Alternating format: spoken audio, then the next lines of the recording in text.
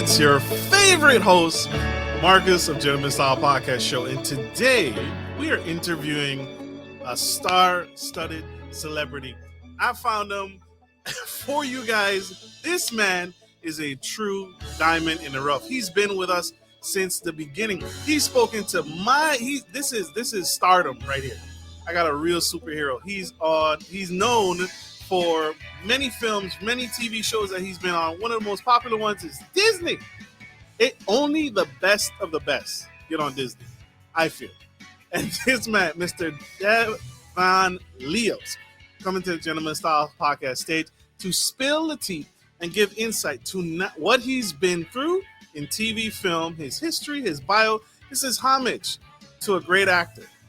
And so we want to pay homage and what he's diving into today, what's new and exciting. He's in the tech space, the AI space, and we're going to talk about that as well and what this man is getting into. So help me welcome to the stage, the incredible Mr.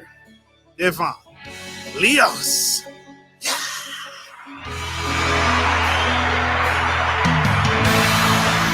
Welcome to the Gentleman Style Podcast Show, sir. How are you? I'm doing fantastic. Can't complain. Great day. Very grateful to be on here, just chatting it up with you and seeing where it goes. Thank you for asking. How are you doing? I'm doing fantastic. I've been looking forward to this interview for some time, like really some time here. And I couldn't have really landed a better time slot with you. I'm glad I was able to get on your calendar. But sir, he looks like he's still like 20, y'all. He looks incredible. What is your skin routine? Like, it's like incredible. You know, it's funny that you asked that. A lot of people tell me they're like, if I look at you, I can't really tell whether you're, 30 or 19. And I'm like, what do you mean? And they're like, well, you just have your skin. I don't know what it is. I have no idea. The only thing that I can really think of is like, I used to get these like patches and stuff in my skin. I started doing like a plant-based diet and that helped clear some of that stuff up. But I think I've always kind of had, I guess, just, I don't know, like maybe that's perhaps one of the reasons why they wanted me to be an actor when I was younger. Cause I had that like youthful appearance or whatever, but yeah. You did. You had that cool Johnny Smooth, that Grease Lightning hairdo sometimes in your photos. You are phenomenal.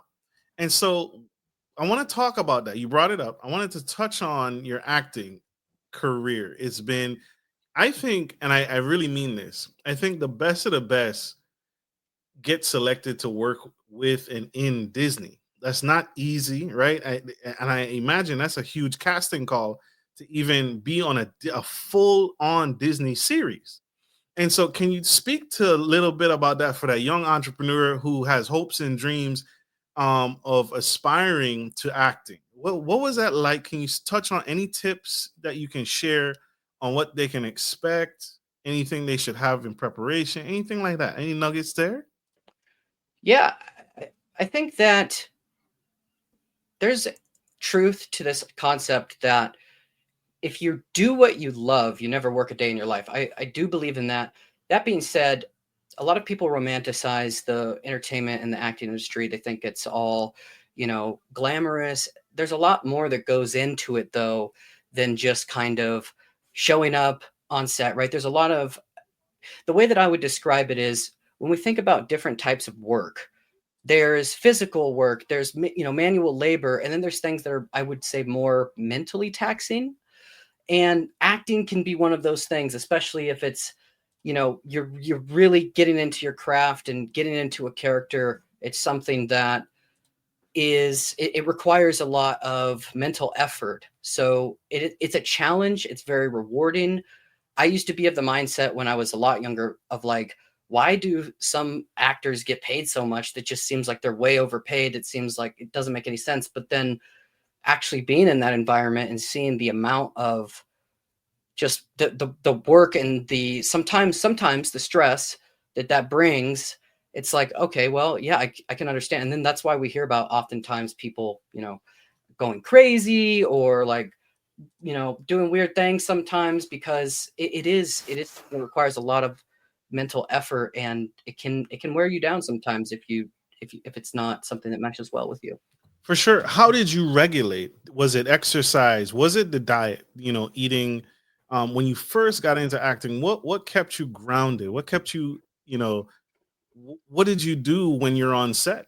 How do you? Because it's stressful. It's hours and hours. It's takes and retakes. How did you manage that? Well, first off, how old were you when you first got into acting?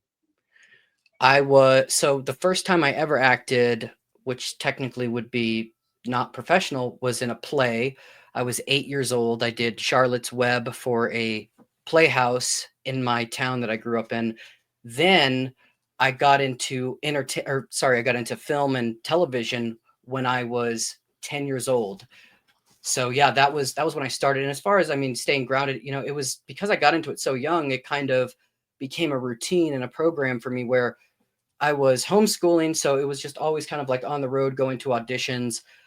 And so that just was like my everyday experience, I guess. And there were some challenges, I would say, leaving that space and then trying to adapt to like normal life and whatnot. But I would say that family, spending time with family, and really separating, as far as having a mental headspace. And this is something that is going to maybe be harder for like younger people to do, but really trying to separate like that work environment and that character from your personal life. And so having a sense of who you are, and separating those two things, because if you're on a TV show, you're working every single day as this character. You're spending arguably more time as this character than yourself sometimes. So it's good to just kind of try to stay grounded in reality, and be cognizant of like,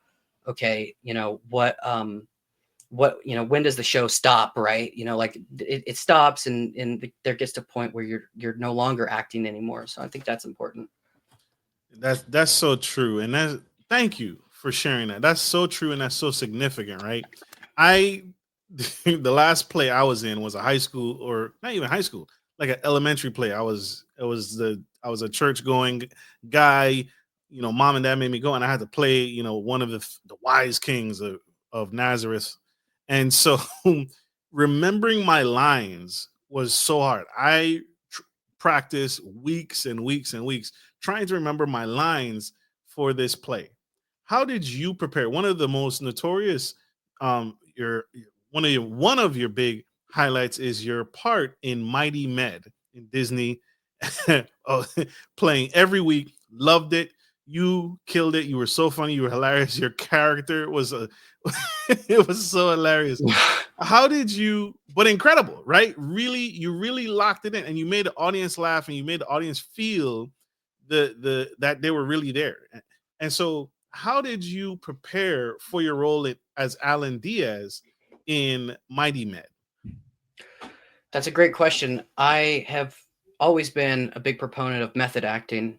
I think that experiences, or having experiences, or truly getting as close to the role and that character as possible, living as them, doing things that they're going to do. For example, one of the episodes, I was like taking naps under the desk. That was what my character was doing.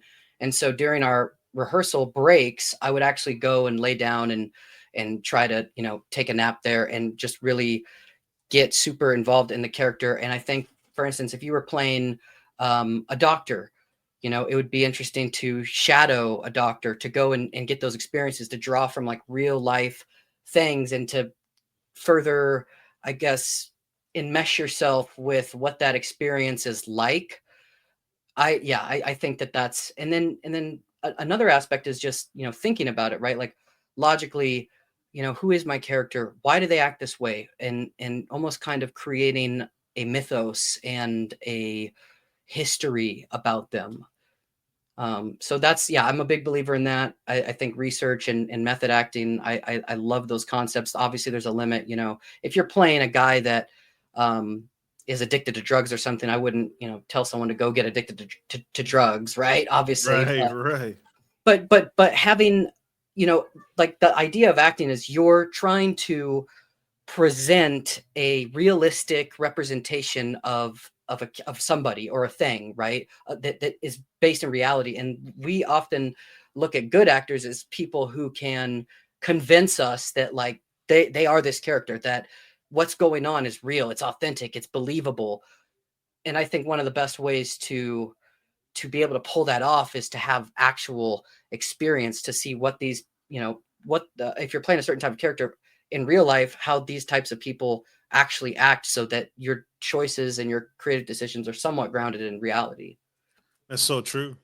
That's so true. I think I remember an actor saying his family would get so annoyed with him because he would to personify that character. He would talk the talk. He would walk the walk, and even at home to really, because I think you're speaking to that, right? You're speaking to that. Like you almost have to figure out. I don't know how much they give you in order to prepare for your character in film and TV, but do they give you like, hey, you need to be sickly, or you need to be enthusiastic? Do they give you all of that when they assign you a character or tell you who your character beforehand? Like you need to, be macho, Billy Bad Boy, or you need to tone down and you need to be more introspective and more introverted. Do you get all of that, or do you the professional create that on set or before set?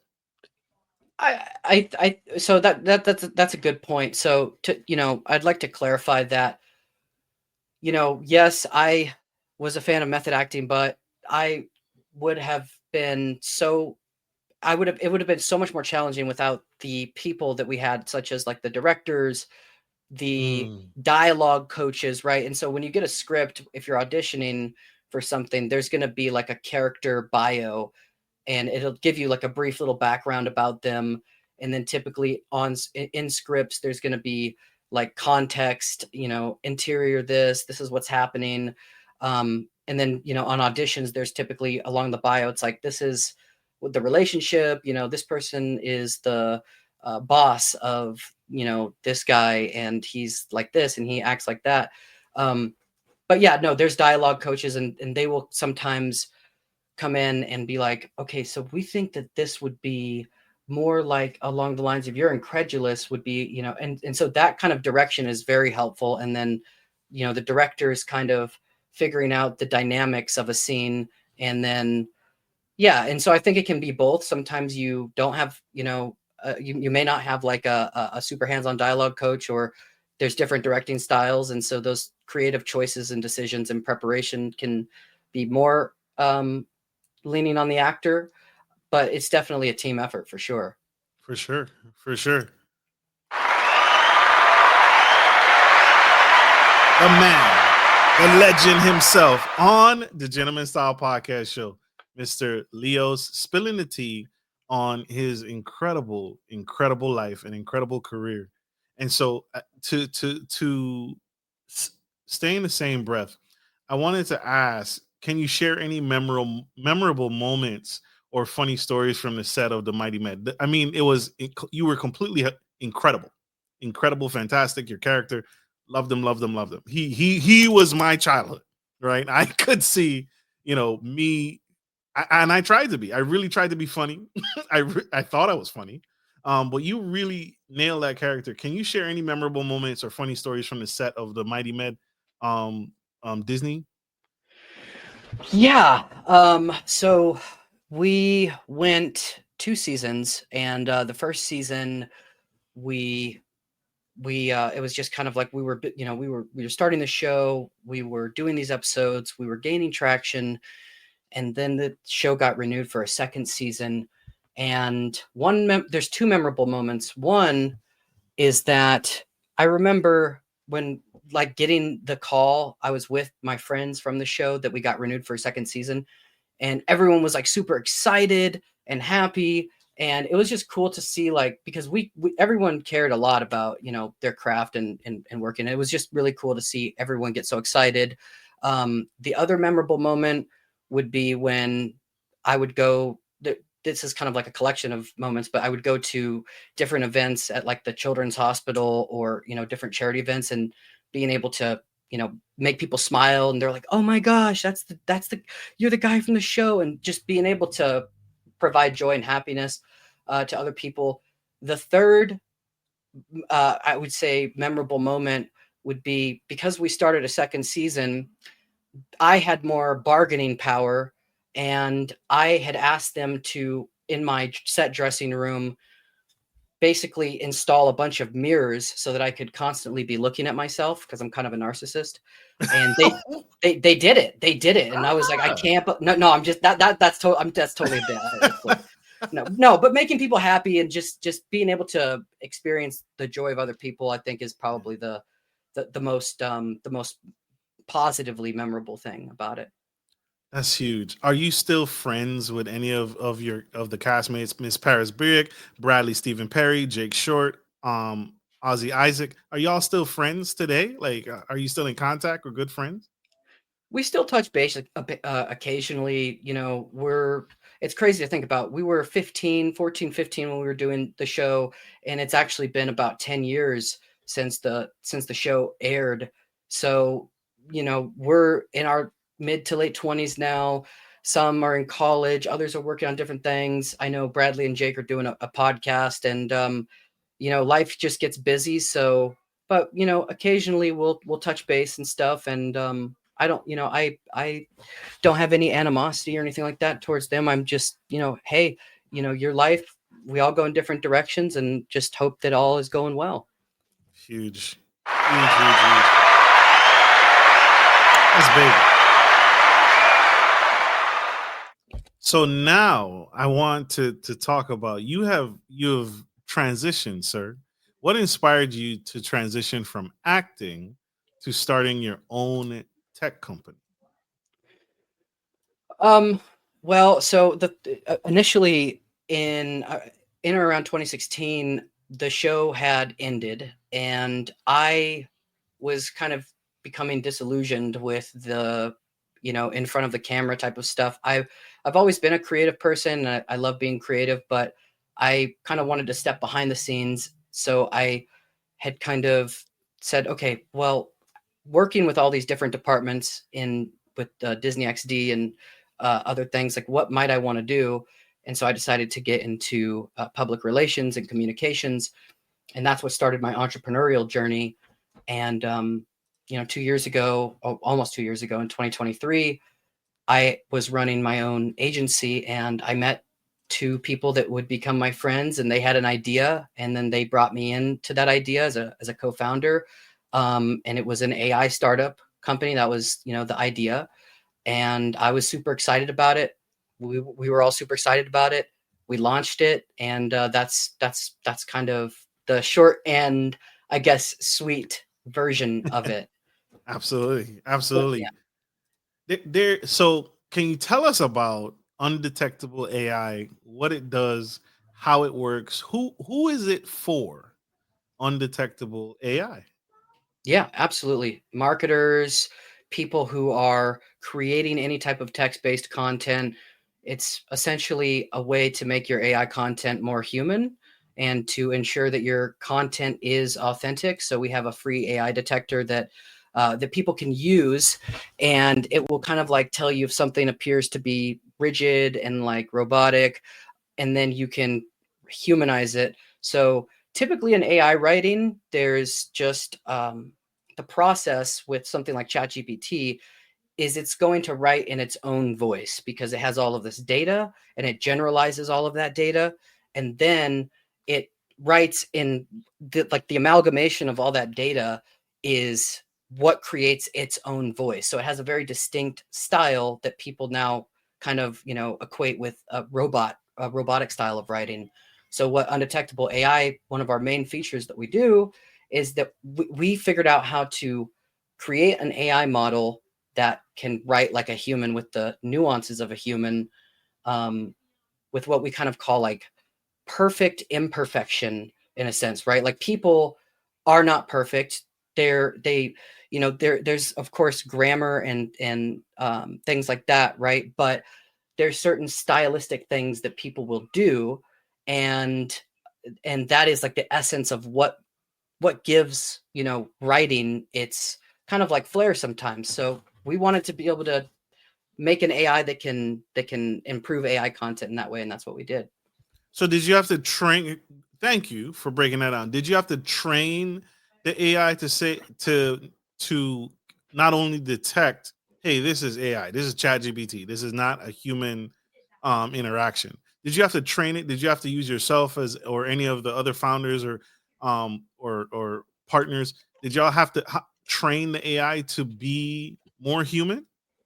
Yeah, that's a great question. Absolutely. And so like initially what we did was we just sat down and took a bunch of our stuff that we had written, whether it was like stuff from school in the past or, you know, blogs that we had written, and we started there. And then we started, you know, going to other people and having them create data. But yeah, we wanted to find the nuances. So technically our software, it would be considered adversarial AI detection.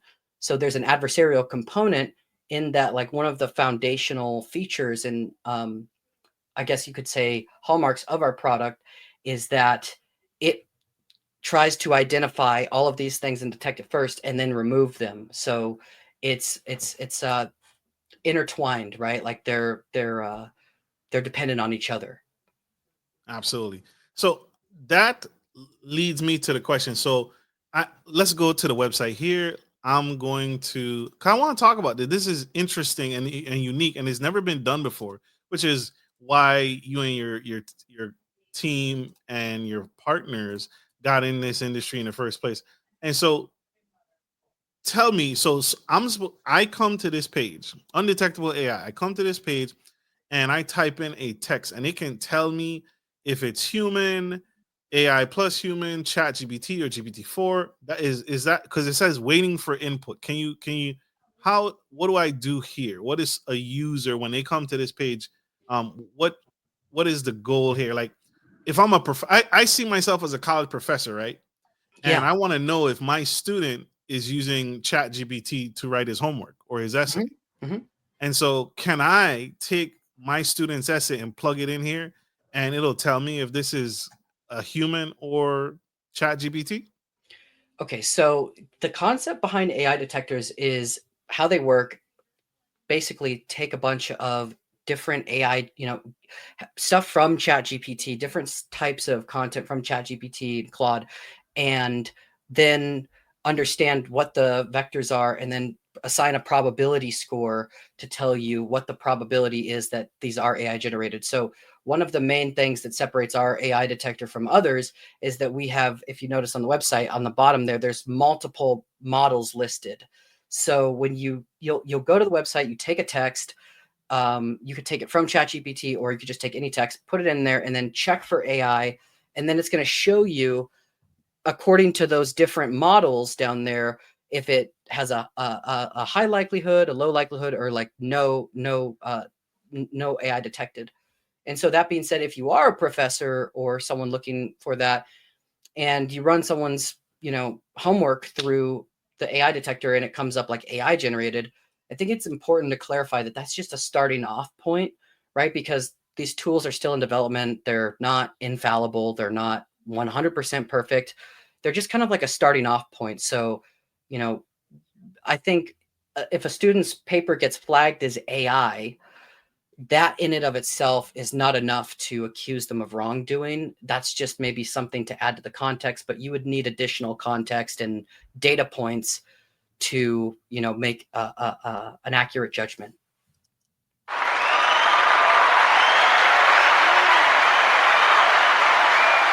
This is dope.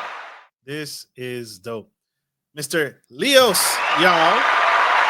I'm with my man Marcus. This is incredible. This is incredible. Where do you see the future?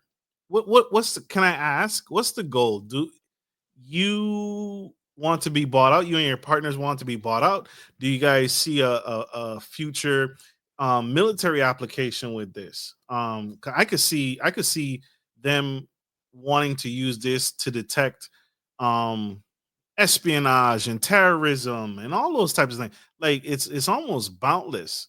And the way we're heading, AI is here to stay. It's not going anywhere. Just like blockchain, and cryptocurrency, this is here to stay. What do you see the future of undetectable AI going? That's a great question. And I think ultimately continuing to follow our goal of being able to create content that is authentic, that is human, and that has I think that has positive applications for sure, potential military, defense, different various professional environments, but also for, people use AI for a variety of reasons. Sometimes people are using AI as an accessibility device. We heard a story about someone wrote in and told us that like they have trouble typing, and so they'll like orate their what they want to say and transcribe it and then have like AI formulate it well for them. And so like to us, we we want people to be able to communicate in an authentic way. And also another big thing for us, I think, is privacy, right? So yeah, there are times when detecting AI is absolutely valid and legitimate, and there are times where I believe ethical disclosure is necessary. You'd probably want to know, if your doctor is getting your diagnosis from ChatGPT, right? Or that obviously. Yeah. But when people are just kind of like communicating back and forth, there are vulnerabilities in knowing what technologies people are using, because they could be exploited. And so some people may not want to talk or tell people that they're you know using ChatGPT. As long as they're doing it honestly, I believe they have every right to do so privately. And if they want to make sure that their use of AI can't be detected, but it's for ethical and honest, valid reasons, I don't see a problem with that.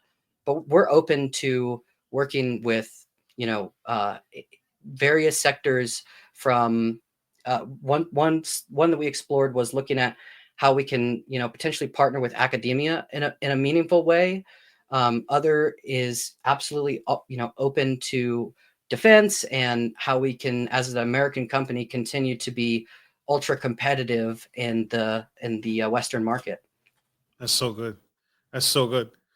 What are some key lessons you've learned from your acting career, and not just your acting, right? I don't want to just put you in a box, because you're bigger than acting. You're bigger than your acting career. Acting is something you do and have done, but you're bigger than that.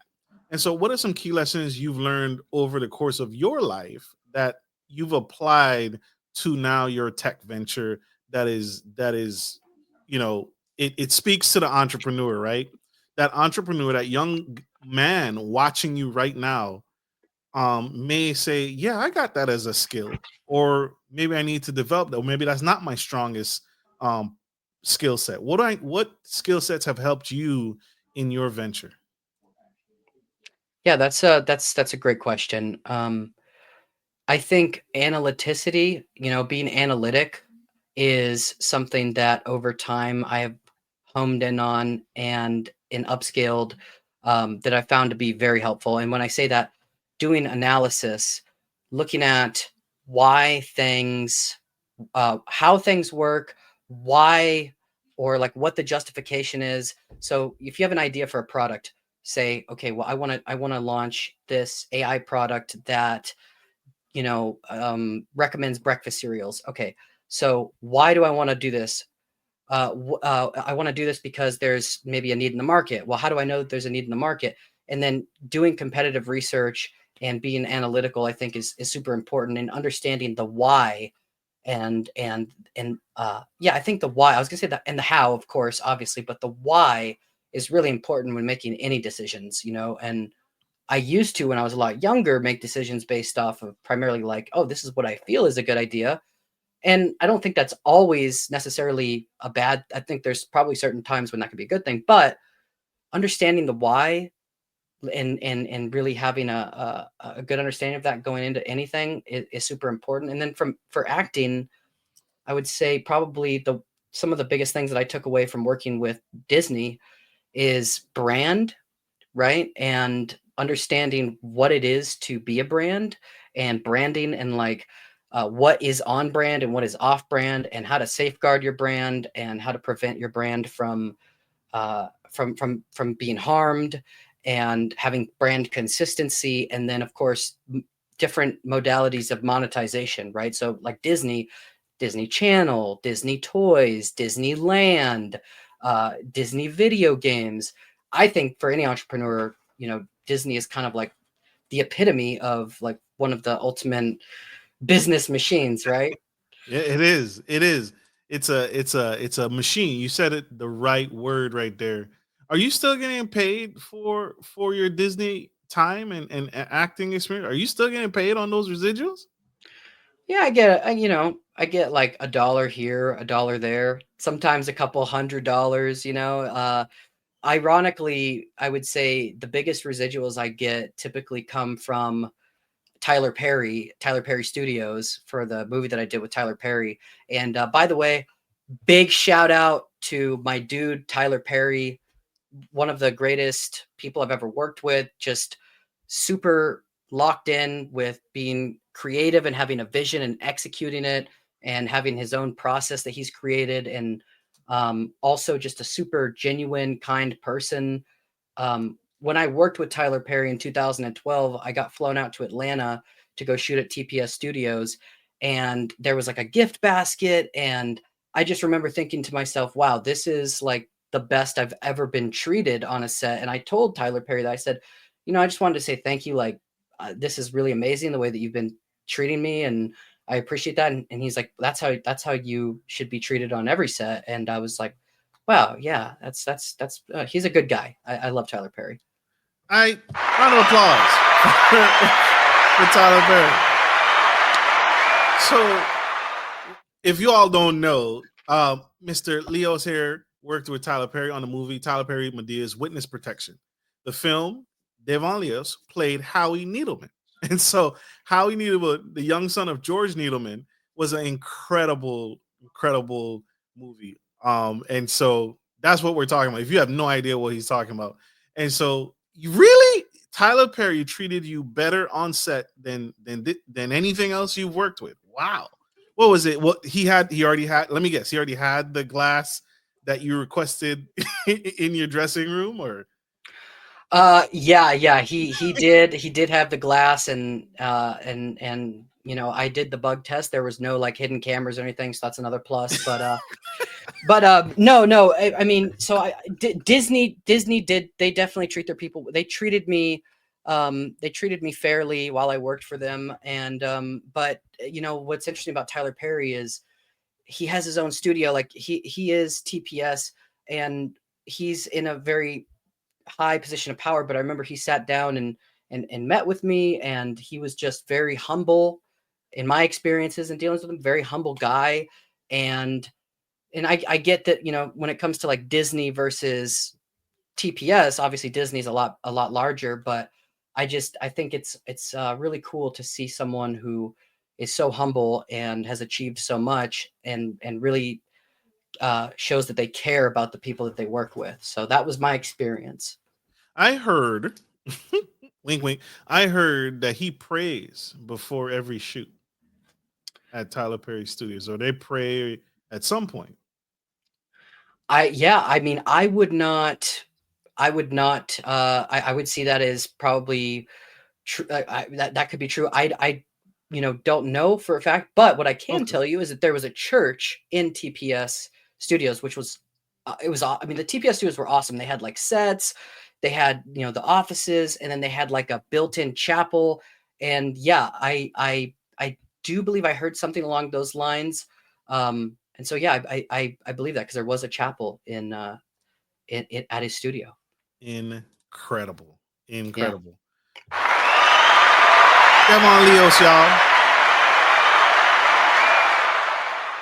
We have to pay some bills. You guys don't go anywhere. Stay tuned. Stay with us. We'll be right back. Support for Gentleman Style Podcast is brought to you by Manscaped, who is the best in men's below-the-waist grooming champions of the world. Manscaped offers you precision engineering tools for your family jewels. Manscaped just launched their 4th generation trimmer, the Lawnmower 4.0. You heard that right, the 4.0. Join over 2 million men worldwide who trust Manscaped with this exclusive offer for you. 20% off free worldwide shipping with the code GENTSTYLE at manscaped.com.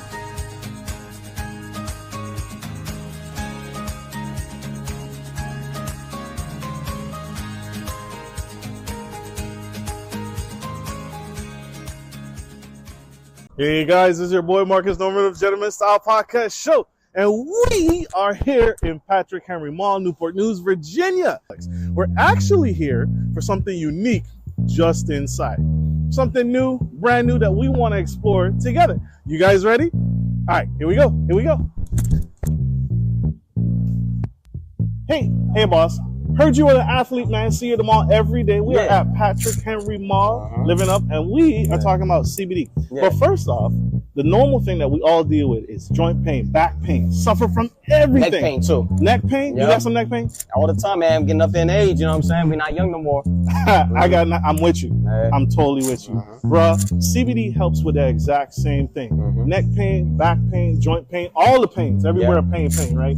And so that's what CBD does. That's what we're here to help you and me do. Thank you, brother. I appreciate you. Thank you for your time. Absolutely. All right. CBD is one of the most powerful cannabinoids because all it's focused on is the health and wellness. We're talking helping people with anxiety, depression, insomnia, sleep deprivation, all provided. CBD works with the natural mechanics of your body without the crazy side effects of Western medicine. So these products are here to actually align your body and get it back right so we can actually have a better quality of life. And that's what CBD does.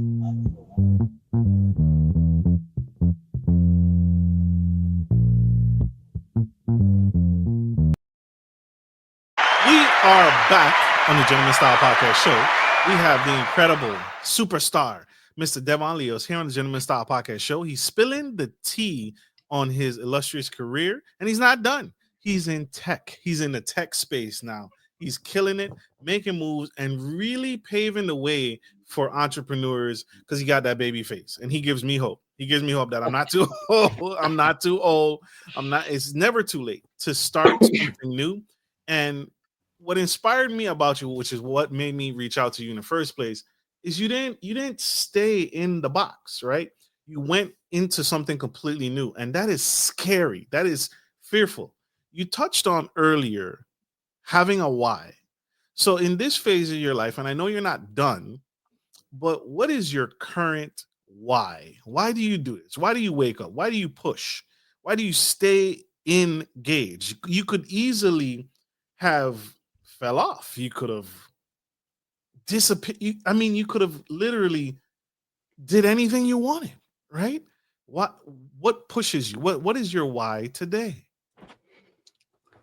So I'd say today the why is there's two. First is going to be my family, right? My family, I want to be able to take care of them, my loved ones, do everything that I possibly can for them. That's like the main one. The other one, the other why is my personal philosophies and principles of how I feel, like the ideal version of who I want to be, right? And pursuing that ideal.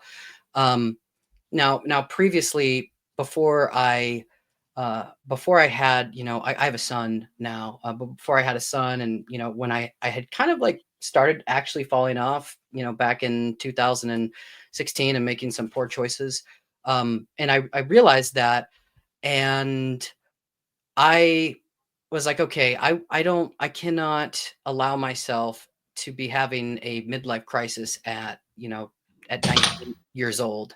And then maybe another part of it was that I kept imagining, people who would watch, and this is maybe partially, unironically a little bit of slight ego, but I kept imagining people who watched me and who worked with me, if they could see where I was and being like, oh man, you fell off so bad. And that idea bothered me so much that I just wanted to get out of it. I didn't care how many obstacles there were in the way.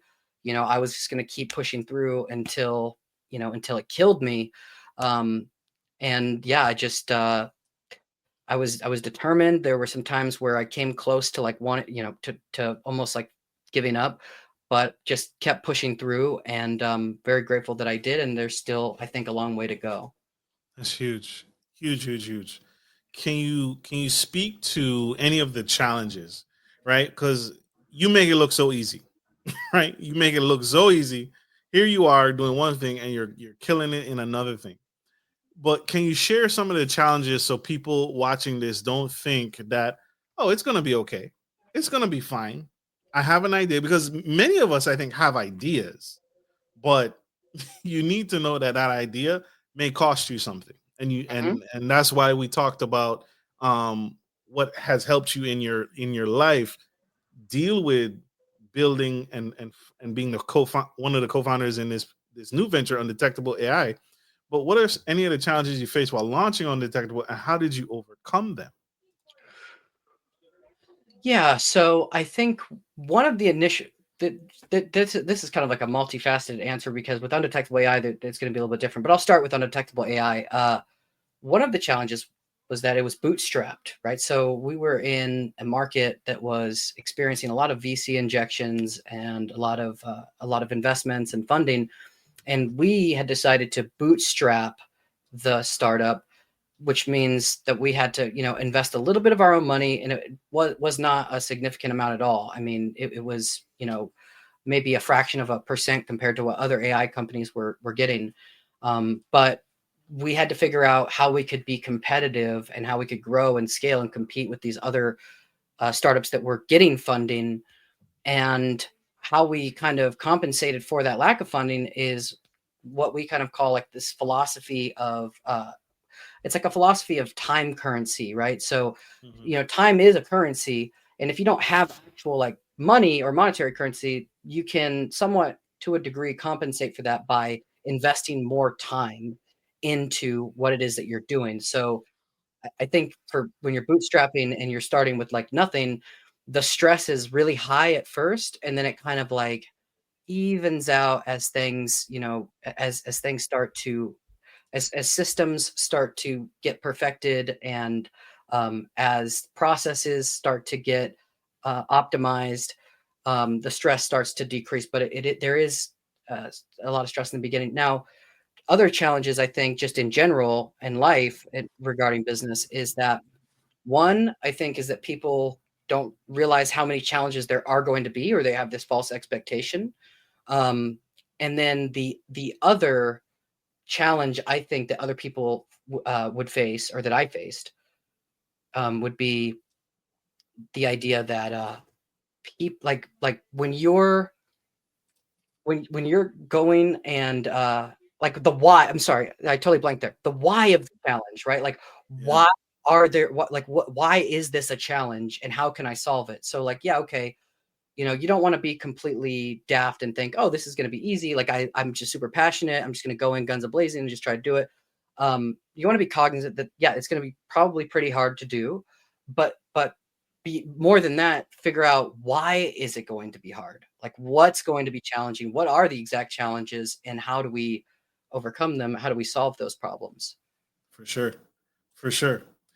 This is big because again, business is not easy, and it's not the fancy cars or the Lamborghinis. That's after the fact, right? That's after the hard work.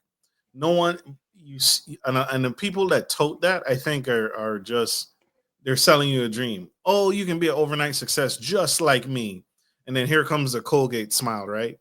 That's not business. That's not real business. I think a lot of CEOs now, if you ask them, "Hey, would you do it again?" They're like, "No." It's so hard. No, because I mean, are you a genius? Have you taken are you a certified genius? My IQ is at about 165. No, no, no, no, no, no, no. I'm full up full of joke. I'm Whoa. by no means a genius. I'm by no means a genius. By no means a genius. But it is fun to say that sometimes. But no, no, no, no. I don't think so. The reason why I ask that because getting into AI, some people may feel like, oh, I have to be a genius to get in. And I'm not saying that you're less than. What I am trying to take this home is that you can start. You can do anything with the right mindset, with the right analytical skills, with the right motivation. One of the things that I see a lack of, and you experience this, having to stay up late and get up early and sleep underneath in a dressing room, not necessarily working long hours. You developed grit. You developed the ability at a young age, 10 years old, you developed grit to stick through something when something is uncomfortable and it doesn't feel good. It doesn't smell good. Why? I'm so tired. I want to lay down. I want to go to bed. I just want to go home right now. You developed those skills as well on top of what you mentioned, but grit to push through when it's hard and not quit and not give up. And so that's why I asked about if you were a genius. You don't have to be. You don't have to be to do the thing you love and to work towards your why. Yeah, I agree. I mean, yeah, I totally agree. And I think that there's like philosophically, like the concept of genius, right? And there's different types of genius, but if we were just to take like a regular definition of genius being someone who has, an exceptionally high IQ. I read about an individual who they said had one of the highest IQs. His name was like William Slidell or something like that. They said that he had an IQ of around 200 or something along those lines. And he was reading the New York Times and Wall Street Journal when he was, I think, 12 or 13 months old, something along those lines. Wow. And he ended up, his IQ was so high that he just ended up not wanting to do anything. He moved away. He got a job bagging groceries. And then he ended up just staying home, and he ended up dying just on the floor, like doing nothing, not engaging, not doing anything. And so I think some people get it into their heads that they have to be like some super smart, like intellectual, high IQ, A grades, honors class person to achieve these things. And I don't think that's always the case. I think the discipline is, is absolutely an imperative. And I also think that beyond that, just because someone picks up a concept faster than you, right? Even if you have to take an extra month or even 6 months longer to learn something, that doesn't mean that the person who learned it faster than you is going to be more successful than you, right? Yeah. So I think that sometimes people can get discouraged by, their process of learning and feel like, oh man, this is taking me so long. This is difficult. Maybe I just can't do it. But I would encourage people to just, continuing to develop their skills and not to necessarily compare themselves to other people who are in completely different, situations and, mind states than they are. So true. One of the concepts that is not new. It's not a new concept, but I think we need to explore it as a society more. Is I think you had mentioned you were homeschooled for a time or maybe the entire time. But one of the concepts in homeschooling is when you're homeschooled or when you're homeschooling a child or a young teenager, if they're not strong at a particular subject, you don't. The beauty of it is you just set it to the side. Mm-hmm. Whereas traditional schooling, you have to keep pace with your peers. And so if you don't keep pace or you don't learn at the same speed as everyone else, you're now falling behind. You now may have to start the class over or take the class over, be held back. Whereas now they're really kind of pushes, and we see this at the higher levels with Mark Zuckerberg's kids and Elon Musk's kids and Tesla. They're working on schools and developing curriculums where, hey, you're not good at this thing. Let's set that to the side. What are you naturally good at, or what do you enjoy? And let's just stick right there and just continue to push and nurture and develop the things you already are good at. And we'll address this later on. And so in the homeschool model, if in traditional schooling, if you don't learn something by a certain age, you're considered held back. Whereas homeschool, you just set it to the side. And if it means, hey, he or she is not ready for this level of math at 6 years old, let's wait till he's 7. Let's wait till he's 8. Let's wait till he's 9. And we'll just keep trying, but at different stages. And you remove that pressure of having to compete with your peers versus just learn and work on your strengths. And so I hope we continue to explore that. And I think that needs further exploration, because why focus on what you're not good at? Mm-hmm.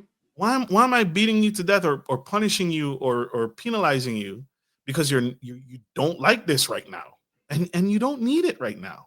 So let's put it to the side. Huge fields of thought. Huge fields. I want to ask this question: how do you think technology is changing the entertainment industry? Is it for the better? Is it for the worse? I've heard talks. I don't know how true it is, but I've heard talks about using artificial intelligence to create a persona of you. So let's take you. You got that Robert Downey Jr. Iron Man look right now, right? So you got the glasses, you got the hair, right? And they're gonna take you and turn you into an artificial character or avatar. And we're gonna make movies with your avatar. And now that's society moving forward. But it removes the professional, the expert, the you who's been in acting, and you've taken my voice. Like you can write an entire song with artificial intelligence and use some famous celebrity's voice and put it on that song, and now you have a completely new song on TikTok. There were complete AI characters that were developed, and someone's running behind the scenes, but it's AI. It's all AI. It's not a real person. It's not a real girl. It's not a real guy. And so, Yeah. where do you feel we're transitioning to in entertainment, in the entertainment space?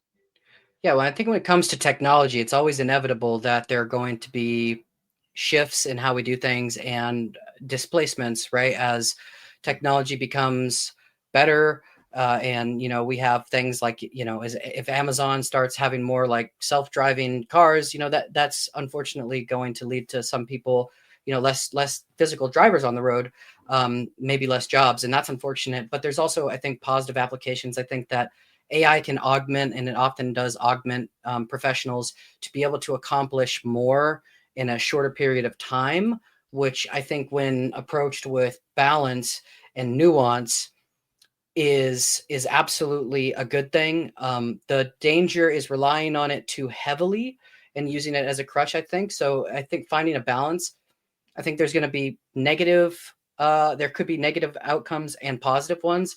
It's really about, it's not, I don't think I think to say that it would be one way or the other would kind of be a false dichotomy.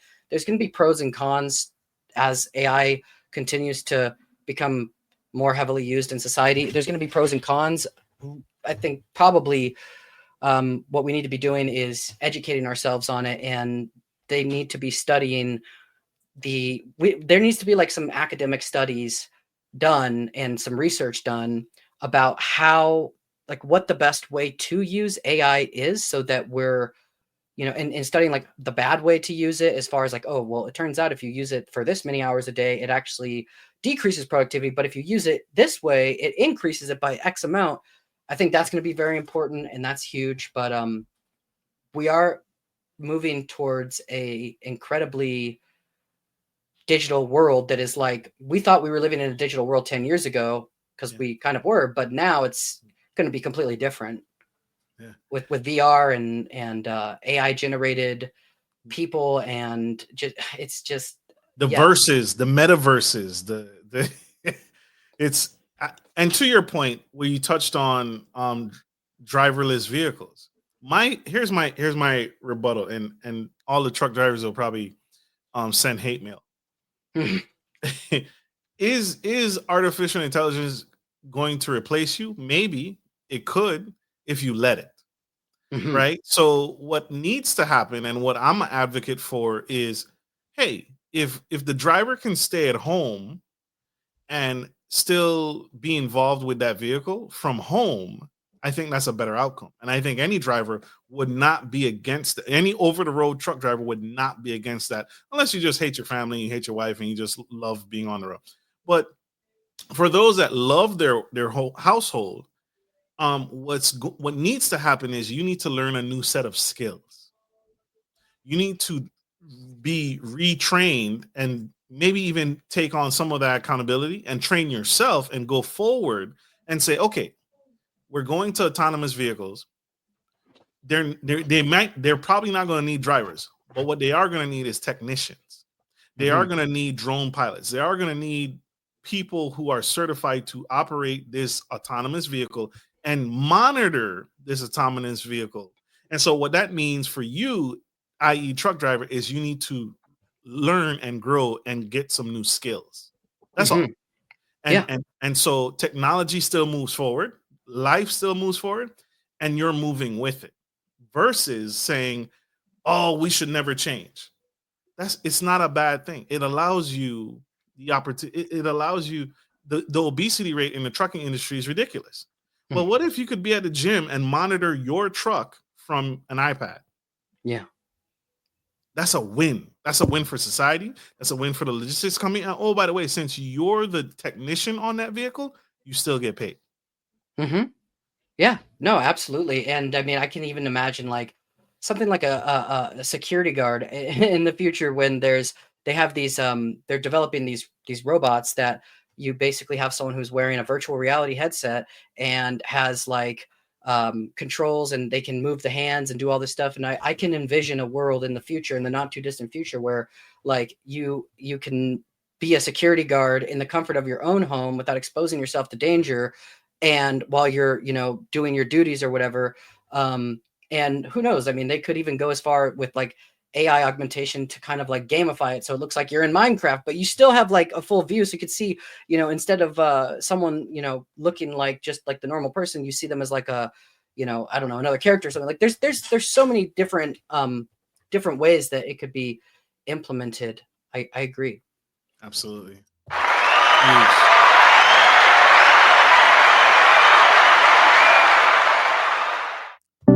This has been an incredible conversation.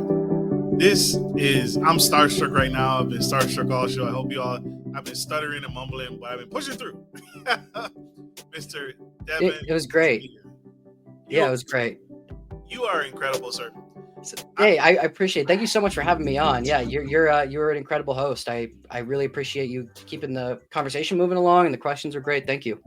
Absolutely. I want to cheat right now. You've shared so many nuggets, so many insightful tips, so much inspiration and wisdom. If you had one more nugget in the hat to give to that young boy, that young girl that wants to give up, their back is against the wall, they don't know if they can make it, they don't know if their new venture or even getting started on a new venture is the right time, what would you say to them watching this right now? Always remember that things that like the outcome of things are all based in probability, and that what you want and what you desire could be tomorrow.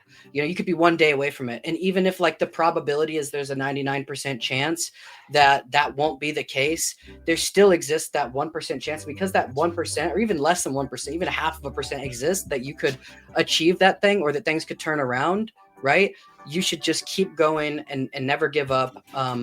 Figure out what the roadblocks are, and even in the face of great adversity, never give up, because you can never be certain that you won't overcome something. Oh, and lastly, you can never be certain that you won't overcome something. And the worst thing that you can do, the absolute worst thing you can do, is get into a mindset where you think that it's pointless, it's going to fail, it's done, I can't do it anymore.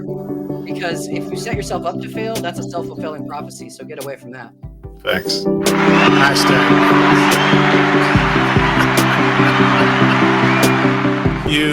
Huge. Thank you, sir. I want to say this to you publicly. Never quit. Keep going. We need you. The world needs you. Absolutely. How can we connect? How can my audience follow you? How can we connect? How can we learn more? The train has left the station, but it's not too late for them to hop on board to what you're doing. How can people connect with you? The Devan Leos, that's TheDevanLeos on Instagram, on TikTok, and on LinkedIn, on X or Twitter, and then just Devan Leos on LinkedIn. I'm always, shoot me a message. Always happy to connect with people. Super dope. Connect. We gotta let this incredible man go. This legend. he has many more things to achieve in this lifetime. But we gotta let him go. Like we end every show, take care of your friends, take care of your family, and always, always take care of business. This is Marcus, your favorite gentleman, and the incredible, super fragilistic espialidocious Devan Leos. Signing off. Thank you so much for having me. Absolutely. Love you guys. Bye.